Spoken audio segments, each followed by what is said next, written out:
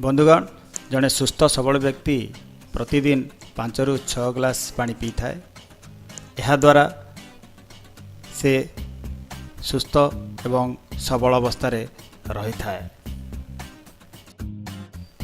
बंधुगण इंटरनेट रे एक सर्वेक्षण जना पड़ी जे आम भारत वर्ष रे 70 ରୁ 75 भाग लोक सकाळे उठी खाली पेटरे चा किंबा कॉफी पीवा को पसंद करता, किंतु यह द्वारा पेट काटिबा, उदर रोग, मुहरे व्रण हवा एवं आंठुगंठी बथा भली अनेक रोग सब होता है।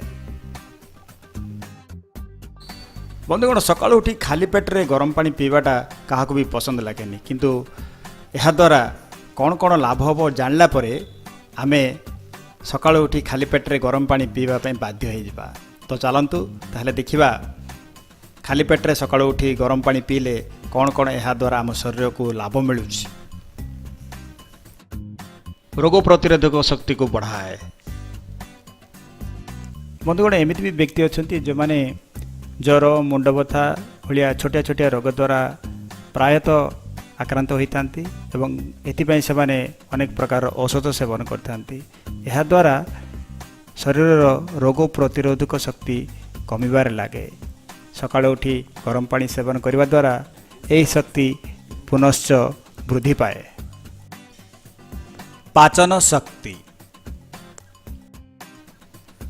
फास्टफुड कल्चर आम जीवनर एक अभ्यास परिणत हो गलानी। यह द्वारा आमर पाचन प्रक्रिया क्रमशः दुर्बल होबार लगी। सकाळे उठी खाली पेटरे गरम पानी पीवा द्वारा आम पाचन प्रक्रिया पुनश्च सक्रिय हो उठिबो एवं मजबूत हो जिवो।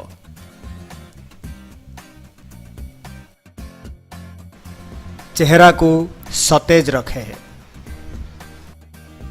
किसी व्यक्ति ठारे मुखमंडलर सतेजता खूब कम बयसर ही लोप पाई बयसर गार सबू स्पष्ट भाव में परिलक्षित होता है।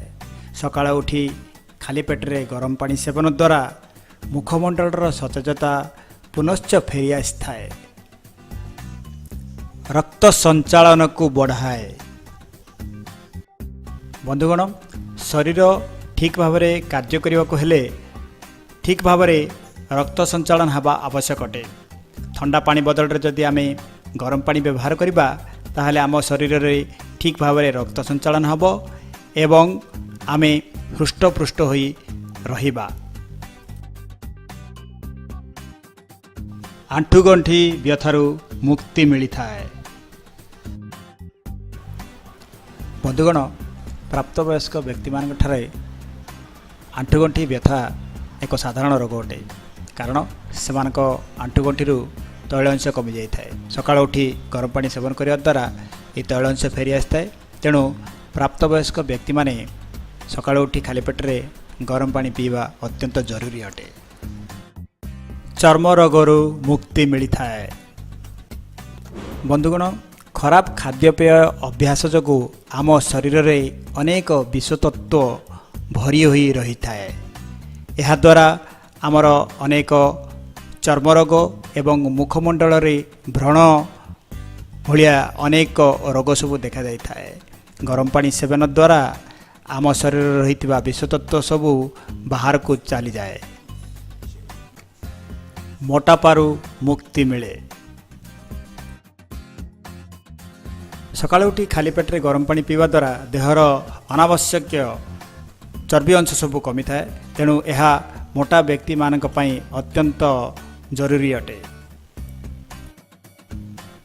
दर्शक वृंद वीडियोटी केमती लगिला निश्चय कमेंट करेंगे। आ जदि बेसी भल लगिला ताले शेयर करेंगे। आ मो चैनल को सब्सक्राइब करने को भूलिबे नहीं, कारण मु आपण मान को प्रतिश्रुति दूची आगामी दिन में याठू भी अधिक दरकारी वीडियो सब आपण मान नहीं आसी।